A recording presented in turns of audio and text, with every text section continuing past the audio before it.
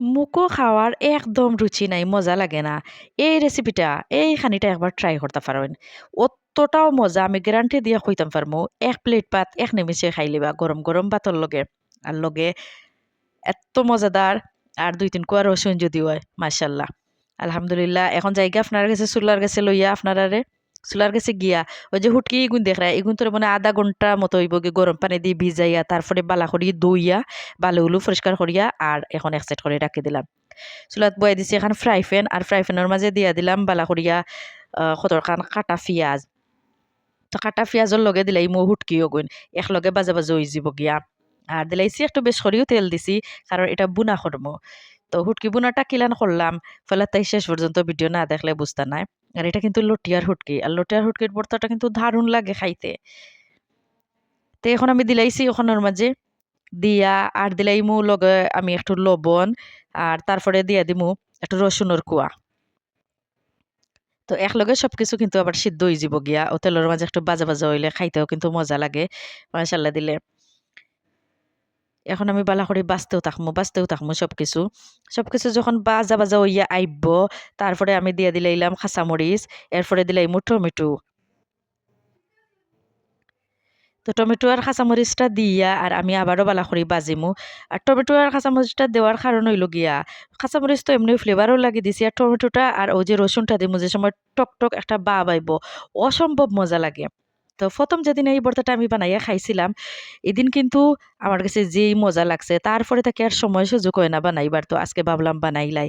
আর এখানেও একটু আদা রসুন আর একটু জিরা একলগে ফিসিয়া আর দিলাইলাম। তো ফিসাটা দেওয়ার পরে আবারও বালা করি মশলাপাতি গুন্তরে ওই যে কাঁচা কাঁচা গন্ধ আছে ওগুন যাইব হুটকির গন্ধ রসুন সবকিছুর গন্ধ যাওয়ার পরে আমি দিয়া দিছি এখানের মাঝে ফিসা পিঁয়াজ। তো ৪ চামচে ২ চামচ ফিসা পিঁয়াজ দিয়া দিলাম। ব্যাস। তারপরে আমার গুঁড়া মসলা দেওয়ার ফালা। তো এখন আমি ওগুন বালা করে বাজিয়ে উজিয়া তারপরে আমি গুঁড়া মসলা দিমু। আর জালটা দিবা আপনার পছন্দ অনুযায়ী। এখানের মাঝে কেউ নাগামরিচ ইউজ করে, কেউ বেশি করে কাঁচামরিচ ইউজ করে। তো আমার যেহেতু বাচ্চা-বাচ্চি ফুসকা-ফুসকি সকল আছেন এরা তো খাইতে নানি। এর লাগে আমি একটু জাল কমাইয়া দিবার চেষ্টা করছি আরকি। তো তারারও ভালো লাগছে, খাইছইন, মজা হইছে। তারপরে আমি দিয়া দিলাম এখানের মাঝে হলুদের গুঁড়া, মরিচের গুঁড়া আর ধনিয়ার গুঁড়া। দিয়ে এখন বালা করে মসলাটা বাছতে থাকমু। এখন আমি বালা করি মসলা এগুন্তরে বাজি লাইছি দিলাই অল্প একটু ফানি খুব বেশি ফানি দেওয়া লাগতো না কারণ হুটকি এগুন্তরে আমি আগে যেন ০.৫ ঘন্টার মতো ভিজাই রাখছিলাম গরম পানি দিয়া তো নরম হয়ে গেছে আর তেলের মাঝে বাজা হওয়ার কারণে আর একটু সিদ্ধ হইছে। এখন আমি ও ফানি দিয়ে আর গড়িয়া দিলাইম দেখলেন নি কতটা লোভনীয় লাগে দেখতে। তারপরে আমি একদম ওই যে ফানি এগুন্তরে ঠানাইলাইমু। ঠানানির পরে উফরে আরো দিয়া দিলাম ৩ টা কাঁচামরিচ, ৩-৪ টা কাঁচামরিচ। তো কাঁচামরিচটা আস্তে, আস্তে দেওয়ার চেষ্টা করবা। কারণ যদি জাল বেশি খাইন না আর নাইলে খাটিয়াও দিবা। তো এই তো ফাইনালি টানিয়া আইচ্ছে আমার শুটকির বুনা। এখন আপনারা যে যেই নামে ডাকইন আরকি।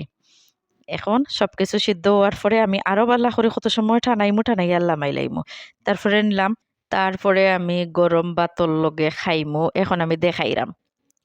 তো এই মজাদার বুনাটা কিলান বানাইছি আপনারা তো দেখছইন। তো যাদের কাছে ভালো লাগছে সুন্দর করে গঠনমূলক কমেন্ট করবা।